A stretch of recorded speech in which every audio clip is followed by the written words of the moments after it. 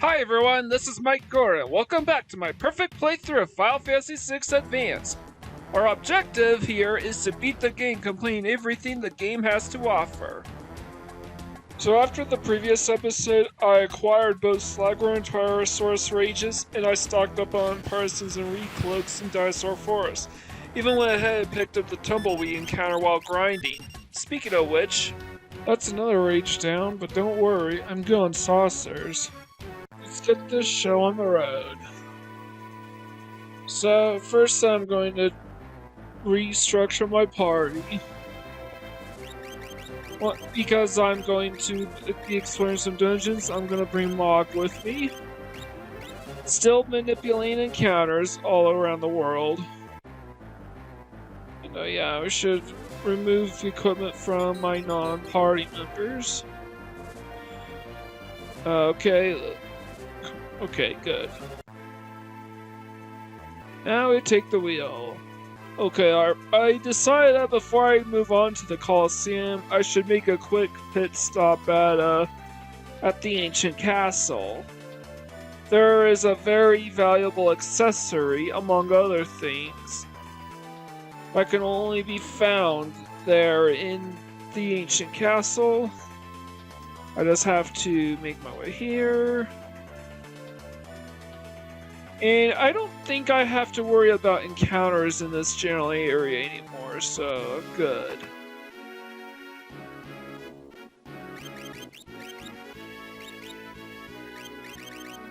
Right. I'll lose charm because I want to manipulate encounters. There's quite a few boss fights in this episode, so hopefully I don't get any false copyright claims here in this episode. Alright, so here's a quick rundown on how to access the ancient castle, because, mark my words, we'll be returning back here a couple more times before the run comes to an end. Alright, and again, to access the ancient castle, you go through the same tunnel we first entered from. I'm looking for the right... how should I say it? Alright, I open up chest for a wing edge. Okay. What am I doing? Yeah, I don't like the design of the ancient cave portion. It's just too labyrinthian.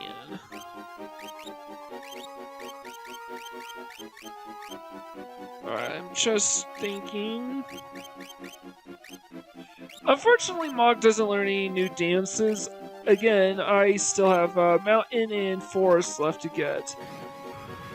And a monster in a box. Master Toneberry.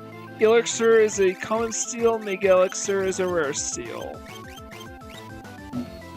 Really, I'm grabbing it for the bestiary entry mostly. However, it doesn't hurt to have a Mega Elixir and a Gladius on as well. Oh yeah, I put the guy to sleep so he doesn't counter my every move. The drawback is I can't physically oh, a rare Mega Elixir. The downside is I can't unleash physical attacks anymore, so Mog is essentially useless. But that's fine. Sabin and Terra are the only characters that can actually deal the damage. And he's taken out.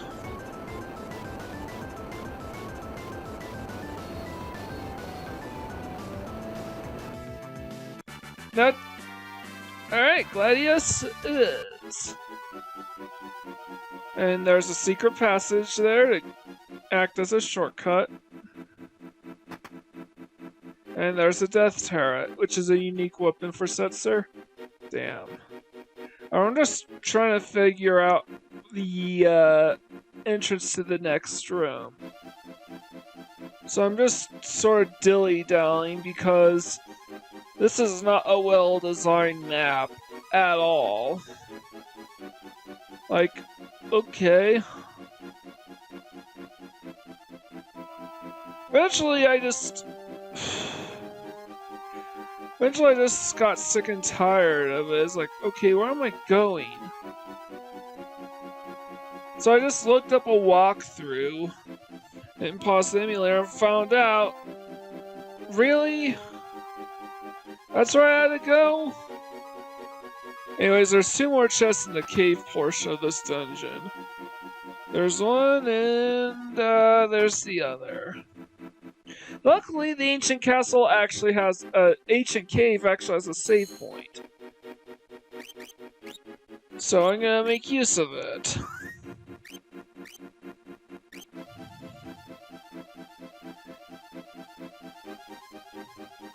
And there's the ancient castle. And there's some bit of lorddom. By the way, Terra is a relevant party member for this bit because she gets unique lines of dialogue. I don't believe Strago or Realm have any unique lines of dialogue, in spite their ties to the War of the Magi. They're really just comic relief, if anything.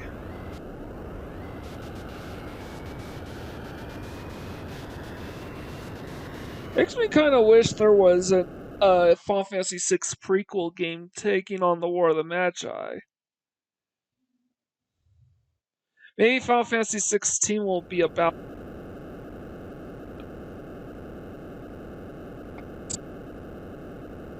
There's Odin.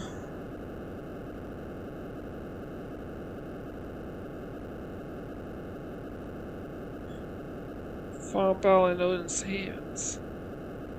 I wonder if that means we have a shot to potentially fight Odin for the right to earn his power. Yeah, fat chance. Final Fantasy VI doesn't have many Esper battles.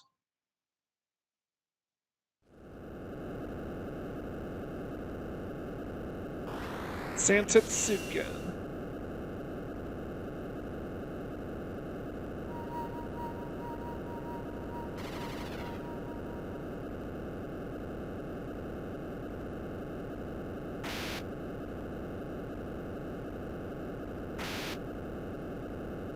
Oh, wait, that's not supposed to be a ghost, but rather a magus.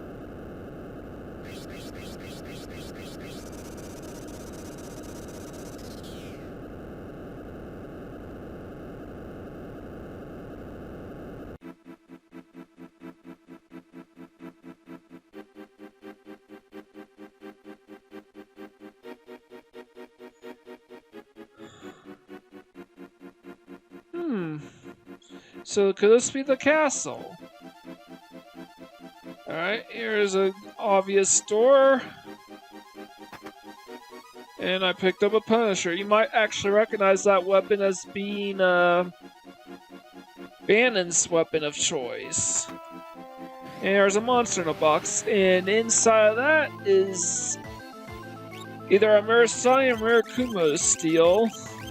But a more important thing than either of those weapons is Drop, which is a Master Scroll. You might remember that as being a relic that was equipped to General Leo, which allowed him to attack 4 times.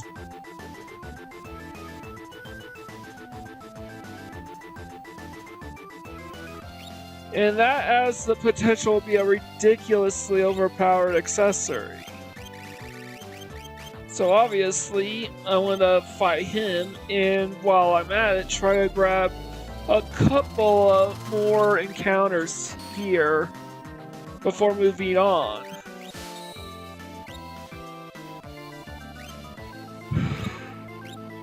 Part of the lack of sound effects, again, this seems to be a PAL exclusive problem.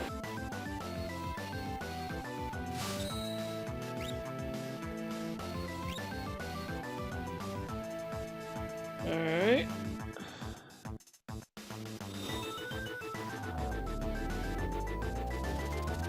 I think he's just about done. By the way, Samurai Soul will reappear in the Soul Shrine in the post-game. So this is a great way to farm infinite Master Scrolls.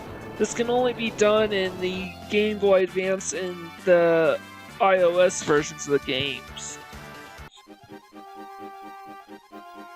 Alright, so now we get to enter the main hall itself. I'm gonna try to revive Mog with our eyes.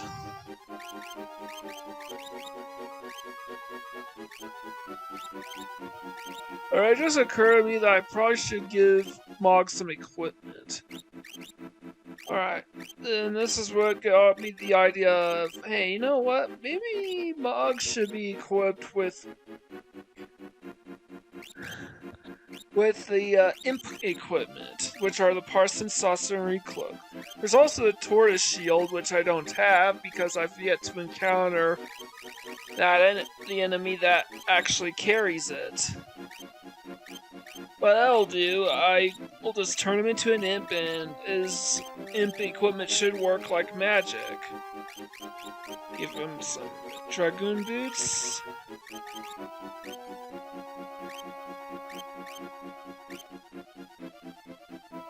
I think I'm good. Speak to Odin here, and...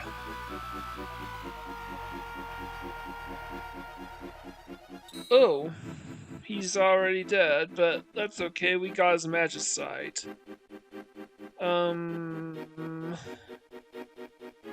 Okay, I'm trying to find the door.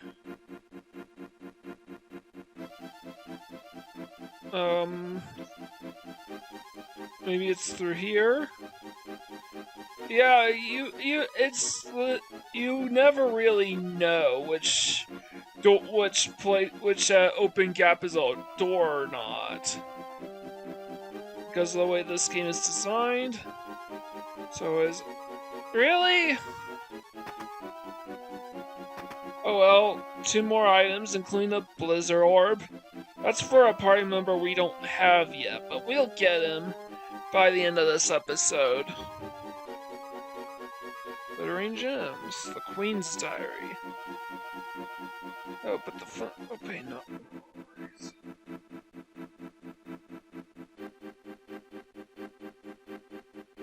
Early fault this. When the fighting ends, I shall tell him. I must. Long live between human and Esper. Yeah, this is definitely a Terra-relevant quest. And there's a bucket. You got all the items available in the ancient castle, but there's still something else left for us to do. It's the Queen's seat, so 1, 2, 3, and I took an extra step. There we go. Alright, and there's a secret passage down to the basement, and one more battle. And this boss is quite easy.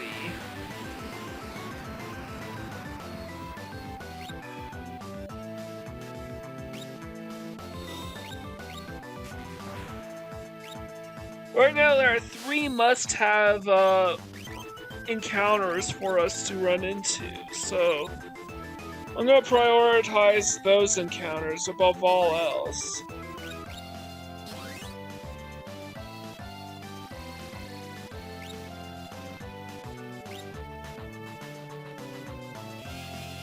Alright, Rippler is supposed to swap these stat changes on a party member. He casts slow on himself and then uses Rippler to do that, but it's not gonna work. Because this is auto haste. However, it does take away Terra's float status. So that's something. And Mog learns sleep, and I got the Zantetsuken drop. We're halfway done with the legendary dragons. Huh. Queen looks an awful lot like Celes. And this turned Odin's Magicite into Raiden. So, instead of 31 Espers, there's only 30. So, I'm not quite ready to leave the Ancient Castle. Again, there are still 2 more encounters left for me to run into. So, I'm just gonna save my game right at the midway point, right outside the castle. And I'm gonna phase back to when I get the encounter that I want. So first encounter is Coco Samurai Surrender. Alright, just want to use a group ult. I want to use a group meltdown so that I could get rid of Mog.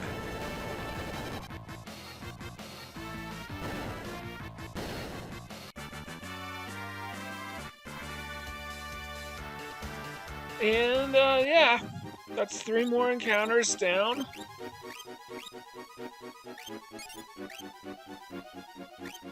And I still want to revive Go-Go. This I'll leave Mog for dead. And one more encounter for now. I'm reminded to I should probably hunt for the encounters that have the encounter that actually drops the tortoise shell. Or at least you can steal from it for a tortoise shell. So I'm gonna revive Mog because he needs to be alive in order to give him equipment.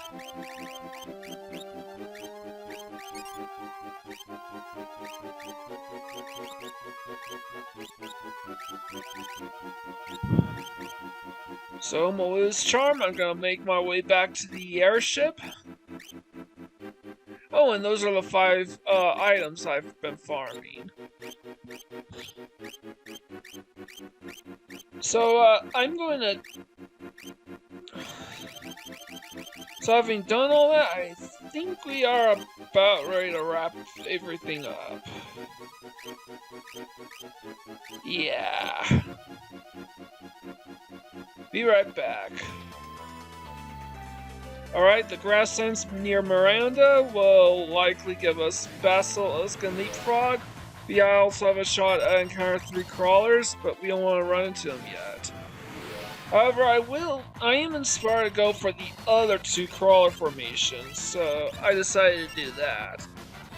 I looked it up, they don't drop or have anything to steal that's worth dropping or stealing.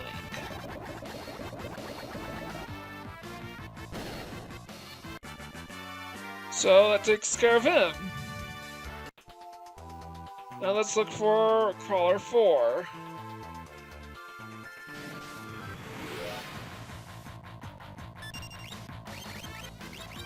There it is.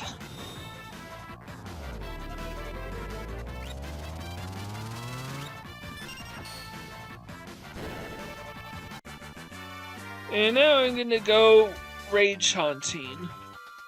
So that's 1, 2, 3, 4, 5, 6, 7 rages for us to farm.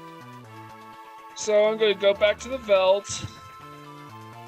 Just save right outside. Save inside of it.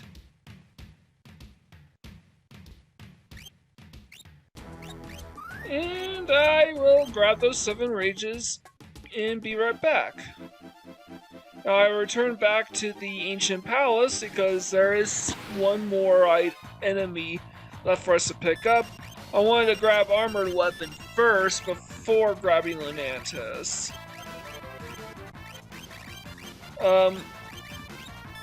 Lunantis has auto reflex, so I'm basically just gonna use single target flare on Mog.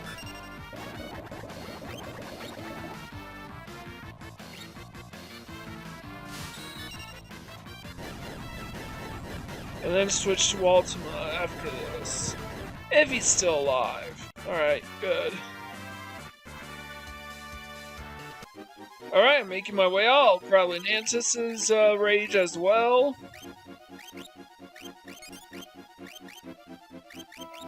Again, I want to make sure that Mog is alive because you can't equip Malula's Charm on him when he's dead. So I'll teleport out of here and be right back. Alright, I'm going to try to grab Gal back, bring Gal back. Again, Lunantis has auto reflex, so Ultima's gonna have to work.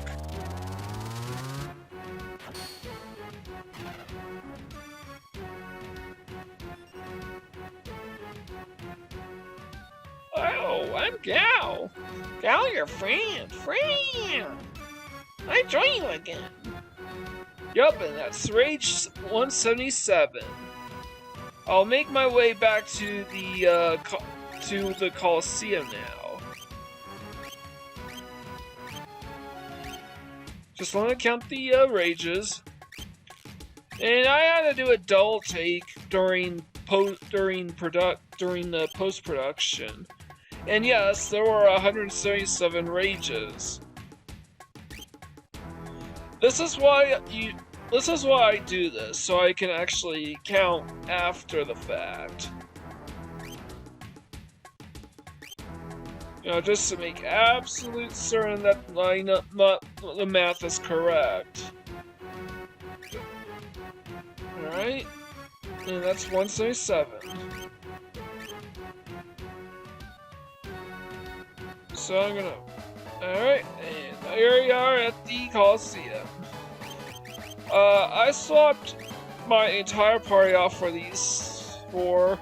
Keep in mind that Go-Go and Shao aren't really gonna be able to do anything. I just gave them a whirl just in case I might need them. So this is how the Coliseum works. Select an item, and I bet on him. And this is why Setzer doesn't know any magic yet. Equip some dice, or even fixed dice, and he'll one-shot Cactuar every time.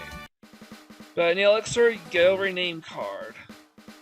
Try to turn the rename card into Miracle Shoes, but the enemy that you have to fight for the Miracle Shoes is very, very tough.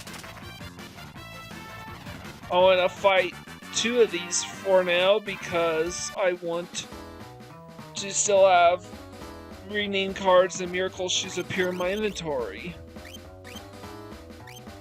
Alright. Next item to wager is... Let me check my notes. The Impartisan for the cat ear hood. And this is another fairly easy battle. Just give Edgar Master Scroll with Ultimate Weapon and he should be able to kill the Were Dragon in one move. Not as dangerous as I'd hope. But the cat ear hood has the benefit of doubling the amount of gil you win after a battle. However, only Realm can equip it. And I want to bet another cat ear want to bet another one? So I can have 2 cat ear hoods because, like the rename card, cat ear hood is something that I also want to wager. But again, for an enemy that's much tougher.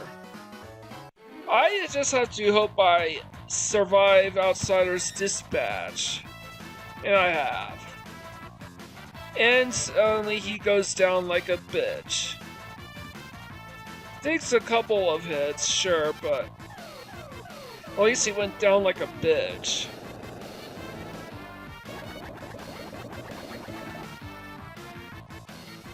Alright. And here's the thing I should tell you. I sold off Edgar's tools. And yeah, he's still using Noise Blaster. I checked. He doesn't have Noise Blaster in his arsenal. I wanted to change Edgar's equipment setup, so you know he's equipped with Santetsuken. The thing I did is I replaced the Hermes sandals with the Miracle Shoes, so he could actually... No, I replaced it for the Angel Ring. So he has auto regen. The end result is this battle takes way longer than it should. But I bet the rename card for the Miracle Shoes because I want to win the Miracle Shoes.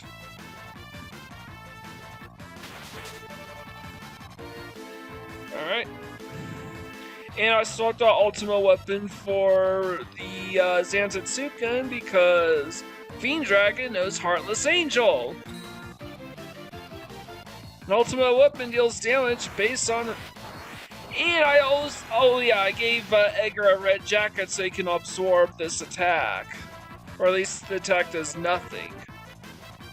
So now the only way Fiend Dragon can win is with physical attacks, but I'm recovering health rapidly.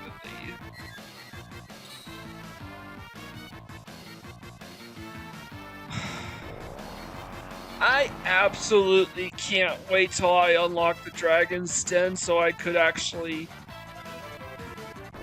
increase Edgar and Locke's stats without teaching them any spells. Alright. As long as he doesn't immediately follow Heartless Angel with a physical attack, and I am still able to tank that attack, I'm good. But once I get the Miracle Shoes, Edgar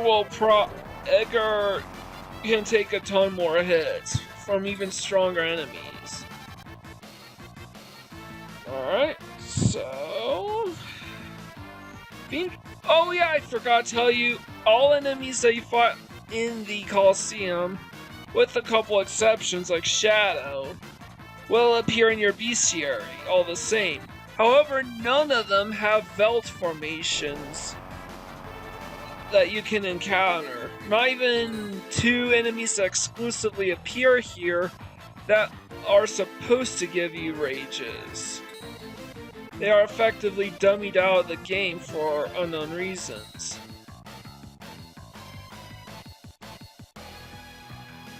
Another reason I gave Zantetsuken is for the whatever low odds it has of one-shotting enemies. But if it doesn't, well, at least Zantetsuken deals decent amount of damage.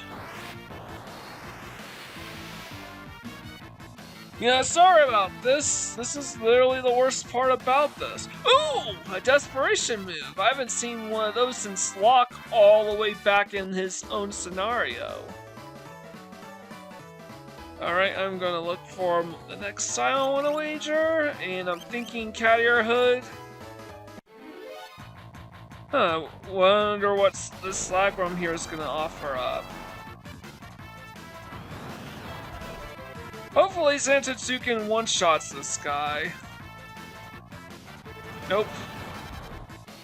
But there is again, the reason why I even kept the Zantetsuken on him is because of Ultimate Weapons damage going lower and lower. Depending when your hit points are as low, such as the weapon's damage output. And unfortunately, Edgar's not cooperating. He's not slashing. Oh, there he is. And I got a Mirror Ward that allows whoever's equipped with it equip any weapon or shield in the game, even if it's something they normally can't equip. And I completely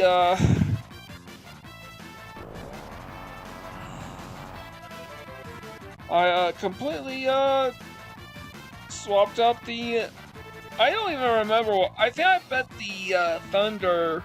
I bet the Thunder Blade for the Organics. So this is the bell for the Organics.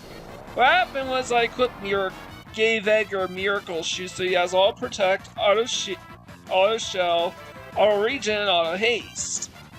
And I brought him back to Master Scroll with Ultimate Weapon. Fact of the matter is, I'm not doing anywhere near enough damage against Mudsa to make Zantetsuken worth it, with or without the Master Scroll. So this is how great some of the items you can get that you can only find in the arena, the Coliseum. That's how good these accessories can really be.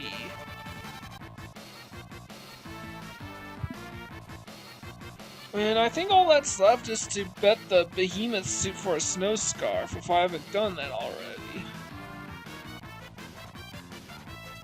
I can also turn that into a War Bangle, but I'm thinking more for the Snow Scarf. Oh, I guess I already did that. Yeah, I did do that already. So that's the item count, and oh yeah, I forgot I repurchased the tools I sold off. Alright, interesting. I was like, you know what? I think Go-Go needs magic more than tools, and Blitz is simply for the Phantom Rush. Now we are on to our feature presentation, that being the Phoenix Cave itself. This is literally the main portion of this walkthrough, revolves around this. We are about to finish our team's assembly. I'm using the same Tara, Edgar, Sabin, and Go-Go I use all the time. I need mods so the other party doesn't get too random encounters. Gal is just to show off the rages as I grab them. And the last one is Setzer in case I make a mistake. And oh yes, I need Celis because she has unique dialogue in this mission. Now, last time I've been to the Phoenix Cave, I actually picked up the Galypdes, the bird and dragon. Their rages. I picked them up for their rages specifically, but now I don't have to do that anymore. In hindsight, probably should have made Gal's team number 1, but hindsight's 2020. I did not make a mistake there. I did that on purpose so I could grab one of the 2 rages down below, which are. What I'm focusing more is the Ouroboros and Seaflower. So getting the Chaos Dragon there's fine. I don't care, because immediately afterwards I'm gonna leave Phoenix Cave and go back in. Now I'm going to... Alright, swap back to Gout, and I'm gonna grab their rages now, so be right there in just a minute. Alright, we are right back where we are, and I'm gonna show off the rages I already grabbed. So I believe I showed off Ouroboros, and here's Seaflower. Now we are ready to make some progress. I'm swapping party leaders for the other team just cause. And okay, that's the encounter I wanted. So that's another 2 enemies down. There's just 2 more to go. And then we are officially done collecting enemy formations in this tiered dungeon. Or at least specifically for the Veldt. And we could just... Alright, so that's... I have to go and be right there again. Here's the Necromancer. And the Clemenus also happen to be in the same page. Here's Setzer's party leader again. And... Alright, so far so good. But you know what? I don't think I need this encounter yet, so I just want to step off. And here's facing Zavak. Zavak. No, I'll call it Zavak. Because it rolls off the tongue better. Alright, that's the last 2 remaining enemies left in the Phoenix Cave. And that means I'm just gonna leave the cave once more with Team Setzer and teach Gal the remaining rages. So I'll be right there once again. Here's Face. And right on the next page is Zavak. That's all 8 rages exclusively available in the Phoenix Cave. And more specifically, all 6 of the ones I have left over. So I can just focus my attention on grabbing every single encounter available in this dungeon. Now on the main floor, there's only one more enemy encounter left for me to track down. But downstairs there's 3 more. Alright, and this is how you navigate the puzzle. I'll go down here. And there's another redundant encounter, and... Yep, here's our first new one. The 5 sea flowers. Rule of thumb, when I run into a formation that I have not shown off yet, I have not run into yet, I always like to show that off. With rare exceptions here and there. Like with Dante in the Figaro Cave. Picked up the wing edge. That's how you are supposed to equip it, by the way. Alright, now time to swap back to Celsus' party. I made Celsus the party leader here because he actually has unique dialogue in this mission. Empty? Yeah, most of the treasure chest here is empty, and there's a reason for this. Not this one, I guess whoever went here missed it. Alright. Another empty one.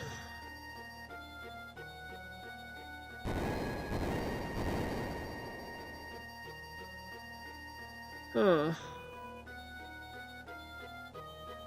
Just trying to navigate. There's nothing back here.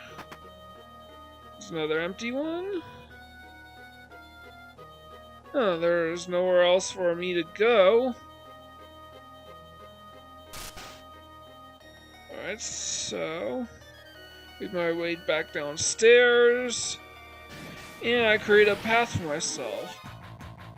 Yeah, here's Clemenus, another unique encounter here. Also, I'm actually wondering if I encountered Face in this episode or not. If not, I will try to remember to pick that up when I go Celestiad farming. And show off the encounter there.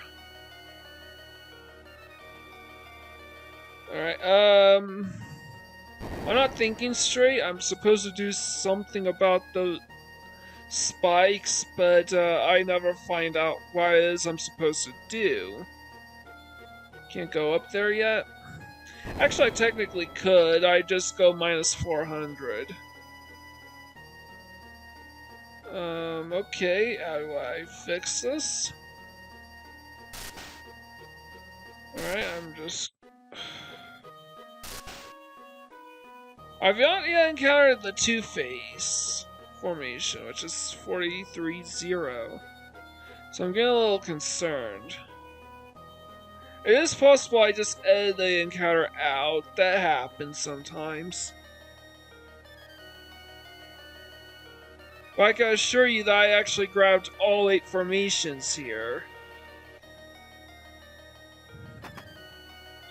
Another empty chest. Alright, make my way here. Flip the switch.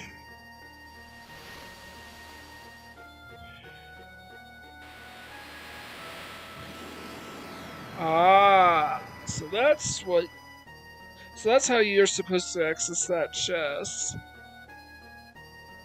Fortunately, this is about as far as we can go for the time being, so I'm gonna have to... should I? You know what, I'm gonna wait here just in case. Alright, there's a save point down there, which is good for reference. But I need to pick up the remaining chest here. Which is also empty, so how the hell did the guy been there before us grab it? Alright, and here's a switch. I need to press that so Celeste can go through.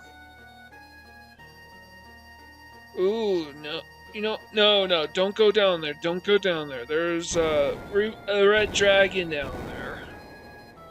That's a boss fight, and I'm not willing to just screw up like that. I forgot what those two switches did, but they don't work on their own. You need both parties to step beyond the switch in order to get them to work. Alright, so here's the ribbon.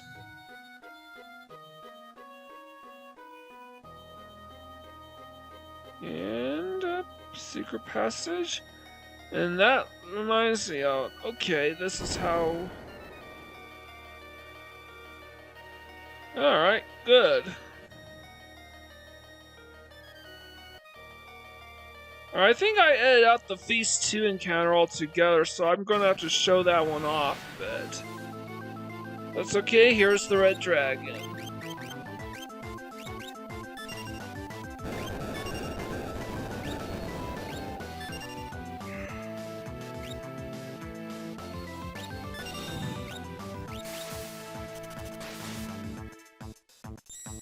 Very easy.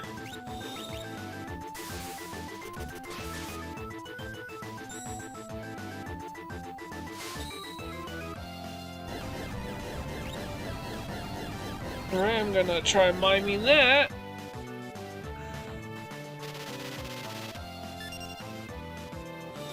Or at the very least, no, I wanted to mime the Blizzaga. Not that I needed to.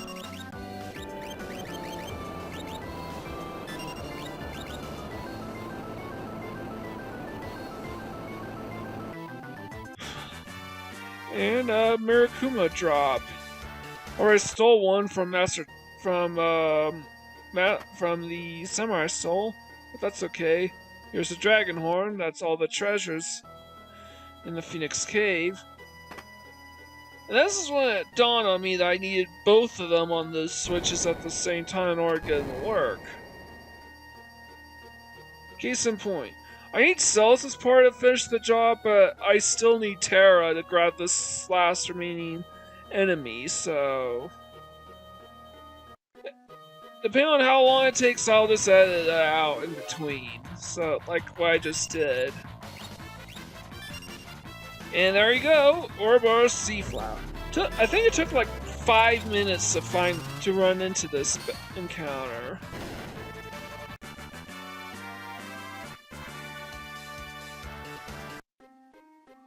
In fact, Terra wound up learning another spell as a result.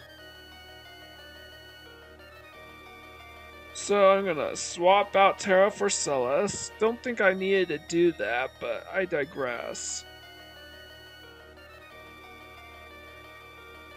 I'm not sure what that red star is for, but I think I'll find out later. And that's why I brought Celeste with me. Locke was here the whole time.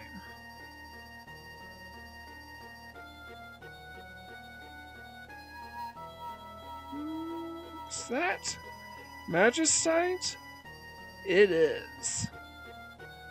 Phoenix turned itself to stone ages ago. It seems the story was true. Now it's full with cracks. Don't know if it still has the strength to perform miracles. That's for Rachel, isn't it? And there's the unique dialogue for Celeste.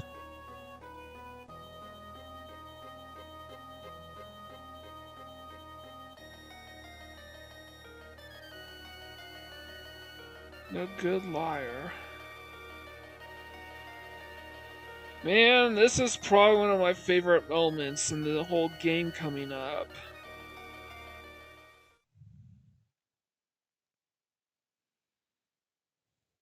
Again, I normally just play games for the purpose of the story and nothing else.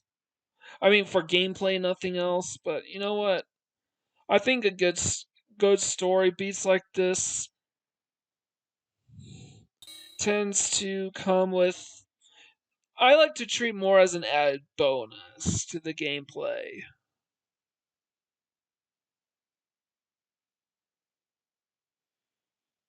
If only I didn't have all those nasty cracks. Don't think it's gonna be calling back any wayward spirits like that. Nope, nuh-uh. Too bad. What about the guys that went from being a total creep to being a Debbie Downer? Or whatever the male version of that is.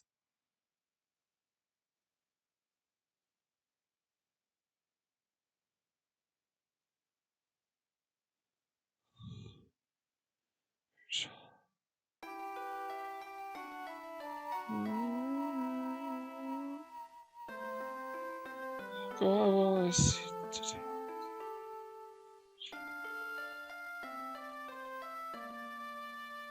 Significance. There's something I must tell you, something I never had a chance to say.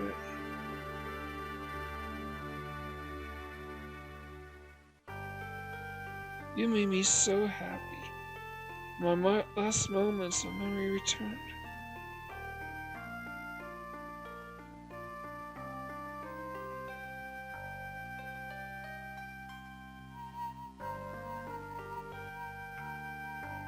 Rachel, I have to go now.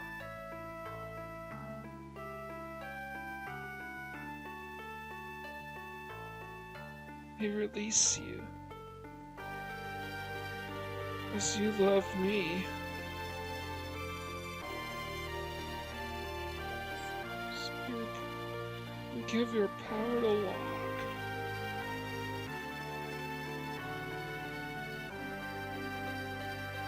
Rachel.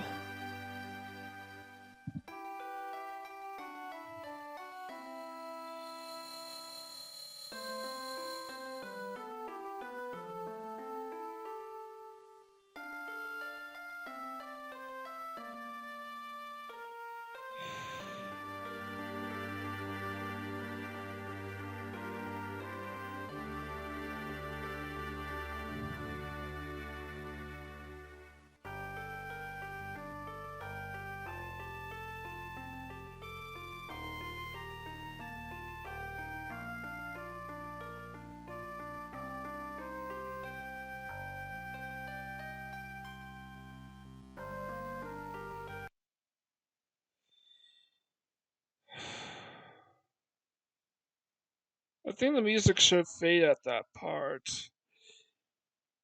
Yeah, I'm alright.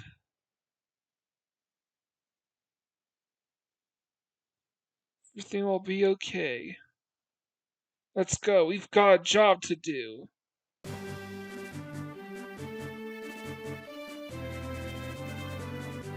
Alright.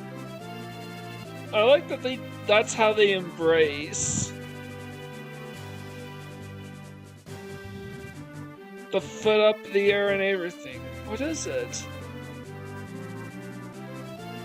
Oh yeah, before Locke joins us, in addition to the Esper, he brought some treasures with us. All those empty chests are because of Locke. The X Potion, Phoenix Down, X Ether, Elixir, Flame Shield, and Valiant Knife. Those are all the treasures from the Phoenix Cave. Alright, let's get going. I think we've kept Kefka waiting long enough. And we still got a bit to go before we take on Kefka. But I just checked the time, and after careful editing, I sort of realized something. That there is still, I saw plenty of time, and I did the math and decided that Narshe should be the place to go next. Since Locke's back in the party, I can use him to pick locks in all the doors and buildings in the town of Narshe. Unfortunately, almost every building is completely empty. The townsfolk had completely left this town behind when the world fell.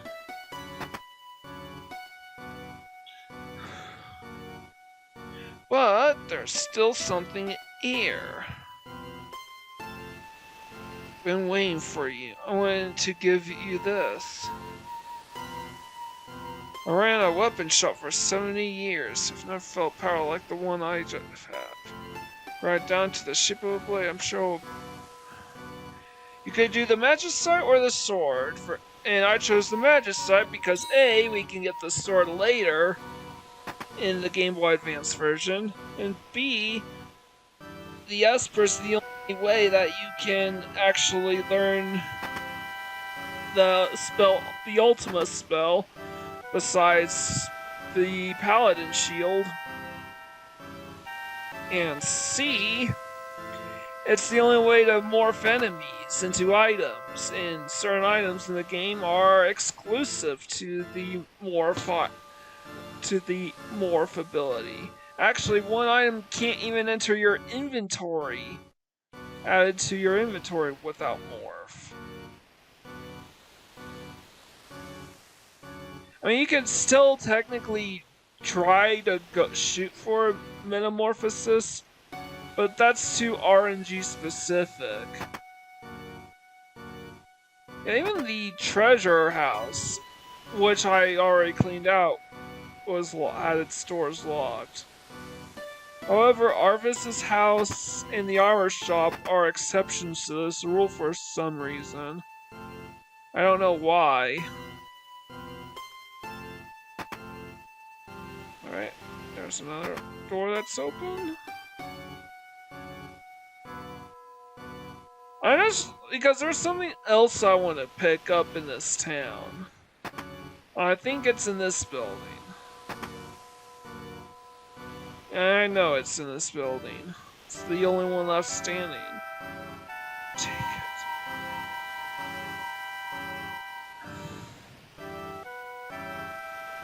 it. And that's it. We got the curse shield and the Ragnarok Esper. But there's still one more thing left for us to grab, as well as a couple other smaller things. Alright, first we want to make our way all the way up to the safe point. Again, when I'm recording this video, I don't really know how much time is left on the clock until I begin the editing process. My objective is to get an hour's worth of film in each and every episode. Alright, here's the save point. And I got some clunky editing here, just to try and make the gameplay footage seem seamless. Spoiler, it's not. And this is because I made a couple big errors here. Okay. Interestingly enough, every single formation in this room is something that we want, but none of the enemies in this room we want to grab yet. Especially not the tome berries, which is 33. They're level 99, so they're way too high a level to adequately steal from. That's the reason why I don't want to fight them yet. And the other enemies is because, well, I want to manipulate the Veldt encounters here. So I remove Molu's charm. And I'm going to cast Meltdown to wipe out my party. And win the battle in one fell swoop. Now, I specifically just want to take out Locke. That's fine. Enemies here basically give Chip experience points in the grand scheme of things. Alright. Karaga, and then I just have to revive Locke and Go-Go. Locke can stay dead.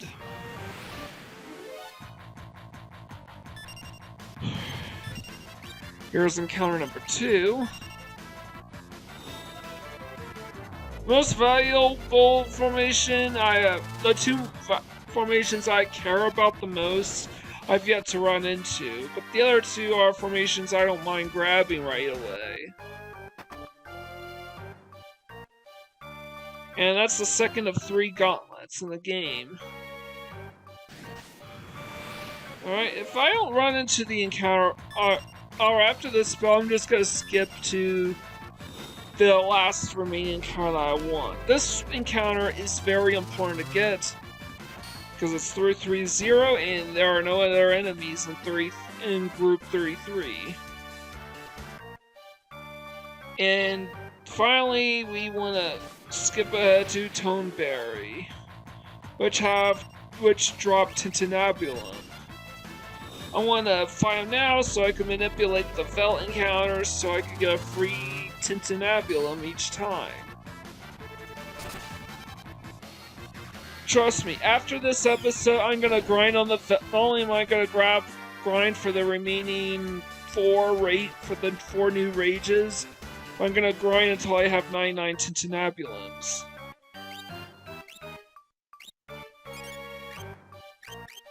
Alright, I'm gonna cast Arise, and I'm gonna equip.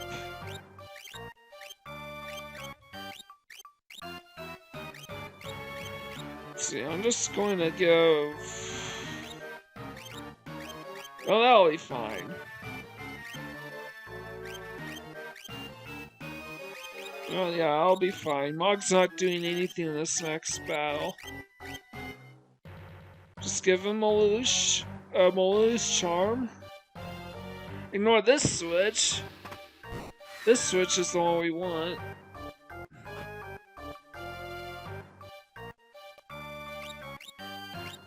Now we are about to face the boss, so I want to remove the Sprint Shoes and Maloo's Charm and replace them with Miracle Shoes and Dragoon Boots, giving Mog an extra shot to stay alive. I want to teach Mog some spells whenever possible. Yes.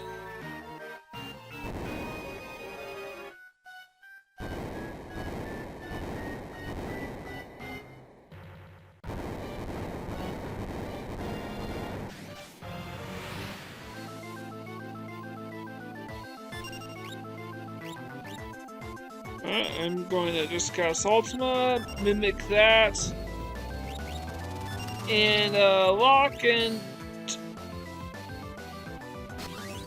Mog ain't doing shit, so.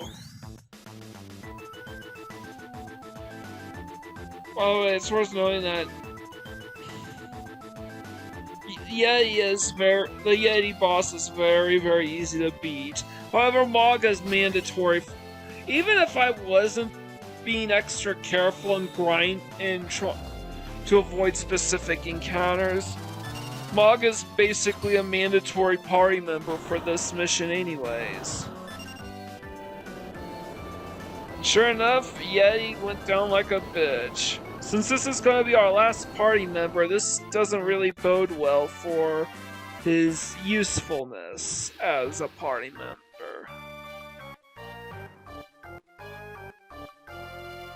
You're gonna join us. Goodbye.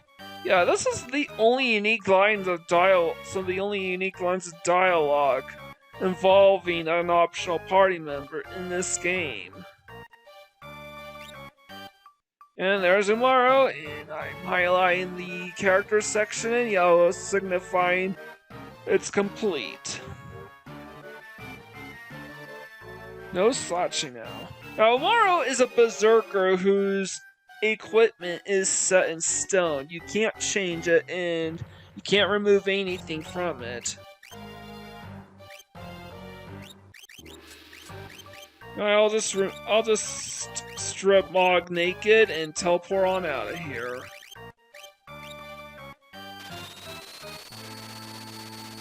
And he's also a berserker, and like Goku, he can't equip Esper. So really, the only reasons to reset their Umaro and Goku's levels is for the hit points. You get max hit points and magic points. I'm gonna rest at the end here. In the next episode, I'm going to grind for the 4 new rages that I picked up, as well as for the 99 Tintinabulums. And then I'm going to proceed to grind those Tintinabulums in the Coliseum and then grind some more before I go on a treasure hunting expedition of sorts in the next episode.